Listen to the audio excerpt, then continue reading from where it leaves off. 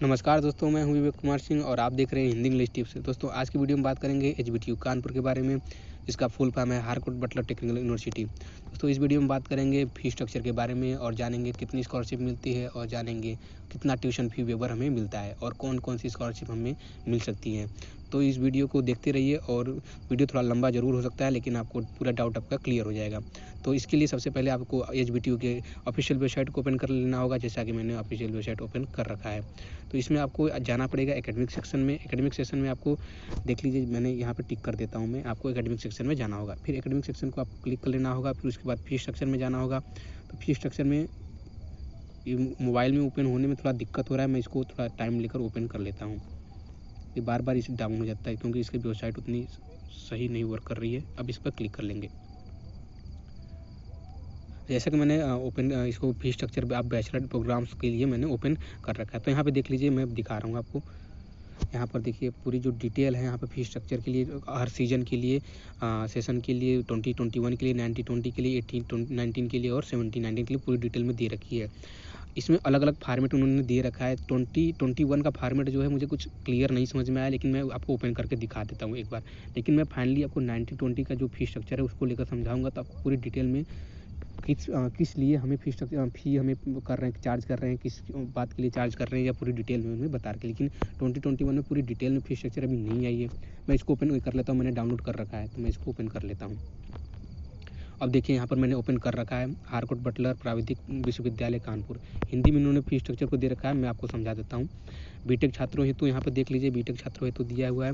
प्रवेशित छात्र यानी एडमिशन जब आपने लिया है, तो 1920 में अगर आपने एडमिशन लिया है तो आप यानी इस समय आपको सेकेंड ईयर में होंगे, तो आपका जो टोटल फ़ी होगा आपका 1,27,000 रुपये होगा। साथ में 500 रुपये पंजीकरण शुल्क यानी रजिस्ट्रेशन फ़ी यहाँ पर ये हो गया। अगर आपको किस्त में जमा करना है तो आप 90,000 रुपये पहले किस्त में जमा कर सकते हैं और आपको 37,000 रुपये 500 रुपये आप दूसरे किस्त में जमा कर सकते हैं।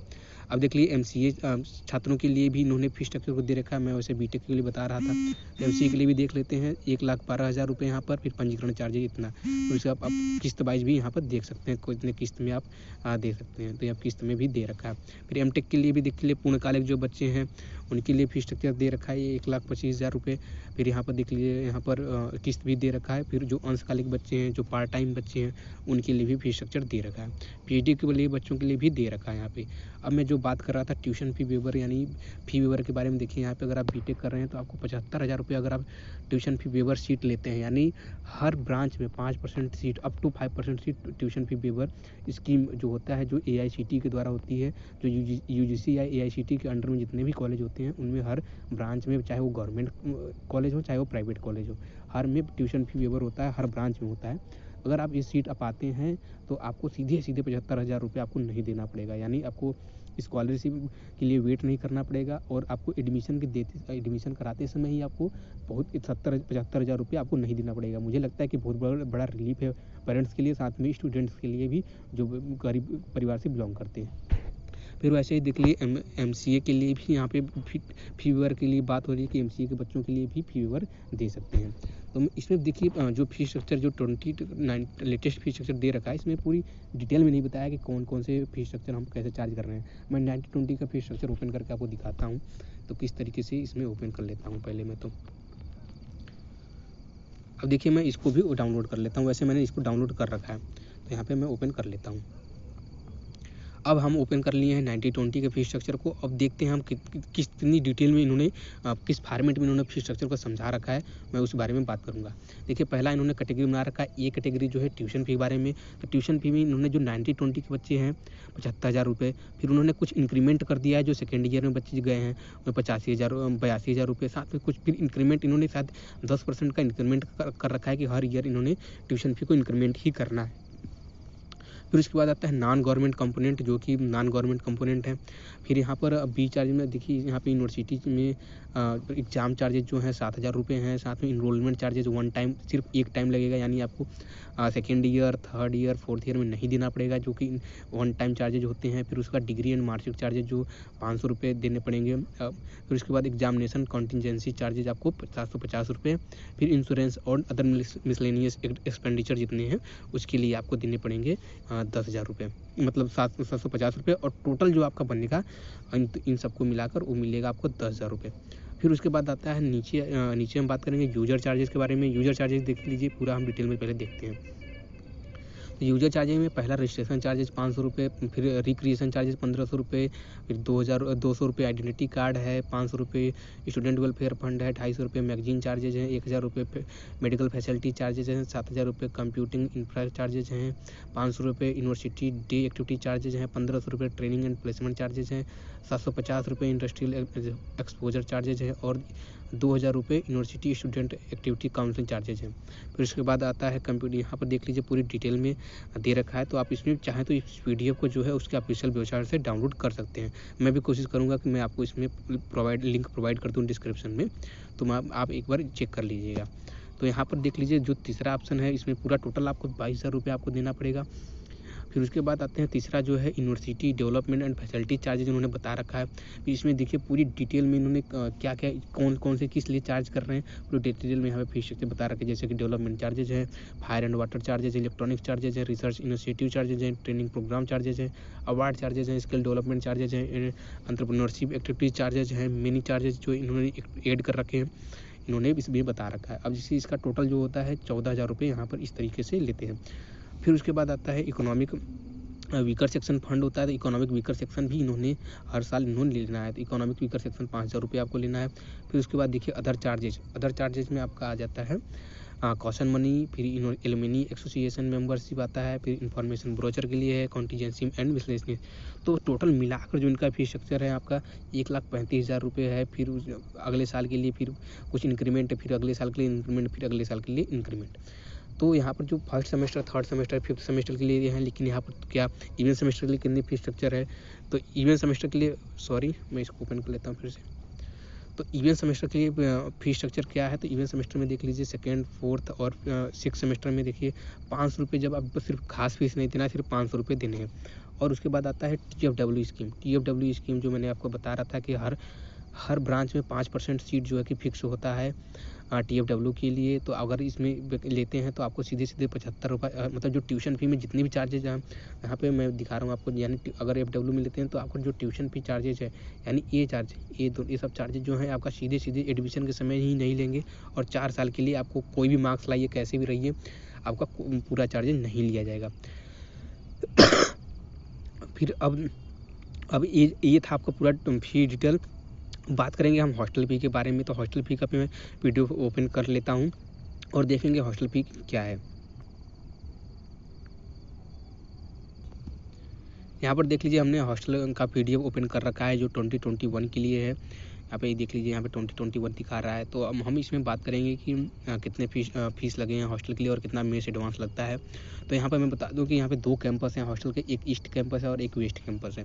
तो चलिए ट्यूशन फी को देखते हैं। तो यहाँ पे जो हॉस्टल फी है आपका लगेगा, पहले अगर ईस्ट कैंपस में एडमिशन लेते हैं तो आपका 21,250 रुपये, और साथ में लगेगा आपका DSW जो है कि यहाँ पर ये चार्जेस अलग से लगेंगे। तो ये हो गया आपका चार्जेस। फिर उसके बाद अगर आप वेस्ट कैंपस में भी लेते हैं तो आपको वेस्ट कैंपस में भी वही चार्जेस लगेंगे, सेम टू सेम, ये दोनों मिलाकर। फिर उसके बाद आता है मेस एडवांस होता है मेस, जहाँ पे आप हॉस्टल में रहेंगे तो खाना खाएंगे ही, तो खाना जहाँ पर खाएंगे उसको बोलते हैं मेस। और मेस में जो आपको हर सेमेस्टर में आपको कुछ जमा करने होते हैं। तो यहाँ पर एक सेमेस्टर में आपको 18,000 रुपये जमा करने होते हैं SBTU में, आप चाहे ईस्ट कैंपस में हो चाहे वेस्ट कैंपस में हो, तो आपको दोनों कैंपस में आपको 18,000 रुपये जमा करने पड़ेंगे। अगर आप MTech के स्टूडेंट हो, चाहे BTech के स्टूडेंट हो, चाहे MCA के स्टूडेंट हो, चाहे PhD के स्टूडेंट हो। फिर उसके बाद जो सेकेंड ईयर में बच्चे हैं BTech के लिए, MTech के लिए, MCA के लिए, उन्हें थोड़ा कम चार्जेस देने होते हैं, क्योंकि जो आप पहली बार जमा करते हैं उनमें कुछ सिक्योरिटी चार्जेस होते हैं। सिक्योरिटी चार्ज आपको दोबारा नहीं जमा करने होते हैं, तो इसलिए आपका थोड़ा फी जो है कम हो जाता है। यहाँ पर देख लीजिए, यहाँ पर आपका फी जो है कम हो गया है। फिर यहाँ पर देख लीजिए मेस एडवांस आपका लगभग उतना ही है। फिर यहाँ पर देख लीजिए हॉस्टल फी है। आप जो बच्चे थर्ड ईयर में है 2021 में, तो उनके जब उन्होंने एडमिशन लिया तो उस समय कम फी स्ट्रक्चर था, तो इस हिसाब से उनका भी फी स्ट्रक्चर यहाँ पे दे रखा है। यहाँ पे 14,000 रुपये दे रखा है। फिर मेस एडवांस यहाँ पे भी दे रखा है, मतलब साल भर के लिए। तो इस तरीके से आप आइडिया लगा सकते हैं कि कितना फी स्ट्रक्चर है। अब बात करते हैं, मैंने TFW कोटा के बारे में आपको बता ही दिया है। साथ में अब बात करेंगे हम स्कॉलरशिप के बारे में। दोस्तों टू बी ऑनेस्ट मुझे नहीं पता है कि कितनी स्कॉलरशिप SBTU के बच्चों को मिलती है करंट में, क्योंकि हर साल फी में इंक्रीमेंट होता रहता है। और मैंने बात करने की भी कोशिश की बच्चों से, लेकिन कोई ख़ास मुझे बात नहीं हो सकी। तो मैं इस वीडियो में आपको बता दूं कि अगर कोई बच्चा एसबीटीयू में पढ़ता है जो कि हेल्प कर सकता है, बता सकता है कि इतनी स्कॉलरशिप मिलती है ओबीसी के लिए या SC/ST के लिए या जनरल के लिए या माइनॉरिटी के लिए, तो ज़रूर बताएं। मैं वैसे पूरी कोशिश करूँगा कि मैं इसको पता कर सकूँ, एग्जैक्ट पता कर सकूँ कि कितने बच्चों के लिए है।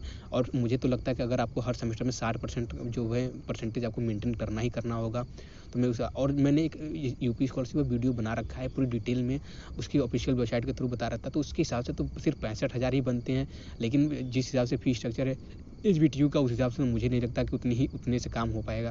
तो एक बार फिर स्कॉलरशिप के बारे में मैं पूरी डिटेल में जानकारी लेकर मैं इसमें बताऊंगा, इसमें वीडियो में, और डिस्क्रिप्शन में कमेंट कर दूंगा। अगर मैं और भी बच्चों से मुझे रिक्वेस्ट है, और भी जो स्टूडेंट एसबीटीयू में पढ़ रहे हैं, जो सीनियर हैं या जूनियर है, प्लीज़ बताइए, जो बच्चों की हेल्प कीजिए कि कितनी स्कॉलरशिप वहाँ पर मिलती है, सीधे सीधे कमेंट कीजिए बताइए, या फिर मुझे, मैं अपना ईमेल लिख दूंगा, ईमेल आप मुझे कर सकते हैं, या फिर मेरा इंस्टा आईडी है, ट्विटर हैंडल है, आप कहीं भी मुझे बताइए। इससे जो बच्चे जो अभी प्रिपरेशन कर रहे हैं, जो एसबीटीयू को टारगेट कर रहे हैं, जो एसबीटीयू में लेना चाहते हैं और फाइनेंशियली वीक हैं, तो उन बच्चों के लिए बहुत हेल्प हो जाएगा। और जो बच्चों को TFW कोटा नहीं मिल पाता है, और ये भी बताइए क्या TFW कोटा में जो बच्चे ले पाते हैं, क्या और बच्चे भी अमाउंट के लिए क्या उनको स्कॉलरशिप मिल जाती है कि नहीं मिल जाती है, इसके बारे में बताइए। और मैं दोस्तों बता दूं कि जैसे आप अगर JEE मेंस के थ्रू एडमिशन लेते हैं, तो आपको सीताराम जिंदल स्कॉलरशिप अगर चाहें तो आप अप्लाई कर सकते हैं, और भी कई सारे स्कॉलरशिप जो अप्लाई कर सकते हैं। और कई यूट्यूब चैनल जो है स्कॉलरशिप के बारे में बताते हैं, वैसे मैं वीडियो बनाने वाला हूँ, लेकिन आप चाहें तो उस पर देख सकते हैं। तो मैं दोस्तों ये इस वीडियो में बस यही कहना चाहता हूँ कि आप मेरी हेल्प कीजिए और दोस्तों की और भी भाई की हेल्प कीजिए। आप बता सकते हैं कितनी स्कॉलरशिप एसबीटीयू में मिलती है। और मेरे हिसाब से तो जो अगर ऑफिशियल देखा जाए तो 65,000 ही उसमें दिखाता है कि 50,000 रुपये मैक्सिमम रिफंड करते हैं, और फिर उसके बाद आपका 25,000 ऐसे कुछ आपको हॉस्टल के स्कॉलरशिप और हॉस्टल के रूप में रिफंड करते हैं। तो टोटल मिलाकर आपका 65-64,000 रुपये बनता है, लेकिन उतने से मुझे लगता नहीं कि एसबीटीयू के बच्चों के लिए उतना इनफ होगा। तो एक बार ज़रूर जो बच्चे एसबीटीयू में पढ़ते हैं, मुझे रिक्वेस्ट है कि आप ज़रूर रिप्लाई करके बताएं कि आपको कितनी स्कॉलरशिप मिली थी और या फिर कितनी स्कॉलरशिप मिलती है। तो दोस्तों यह था आज का वीडियो, और मिलेंगे अगले वीडियो में।